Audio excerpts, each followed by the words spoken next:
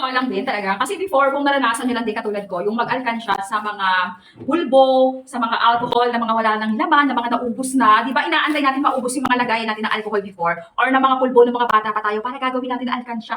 Be, eto, mas pinadali, mas pinagaan, at mas pinachallenge. Ang galing lang kasi pag na-complete mo yung challenge niya, as in talaga makakaipon ka ng tumataginting na 76,000 more. Okay, 76,750 pag na-complete mo yung challenge niya. So, ano yung challenge dito? Talagang alam mo yun, once na meron kang naipon na 50 pesos, 50 pesos, oh, i-shade mo lang, ihulog mo. Once na may 100 pesos ka, i-shade mo lang, ihulog mo. Once na may 200 kang buo, i-shade mo lang, ihulog mo. Once na may 500 ka, nakakaluwag-luwag ka sa buhay, may 500 ka, be, o ayan, i-shade mo lang, ihulog mo. At mas lalong nakakaluwag-luwag ka, kunyari, nakatanggap ka ng sweldo ngayon. O, syempre, malaki-laki kahit pa paano, 1,000, i-shade mo. Ayan, i-shade mo, ihulog mo. Nakakatuwa lang. So, kung meron kang mga small amount, may 50 pesos ka, may 100 pesos ka, ihulog mo, i-shade mo, tapos hindi mo na mamamalayan. Diba? Napakadali lang talaga niya. Oh, so eto yan, napakamura lang nito. Wala pa yata 50 pesos to. Basta, ayan siya, naka-discount sale to. Be, link natin, turuan niyo yung mga anak nyo. Hindi lang to para sa ating mga matatanda. Mas highly recommended sa mga bata. Kahit wag mo nang sundin yung mga, ayan o, sobrang laki. Basta importante, may lagayan silang maayos na alkansya nila.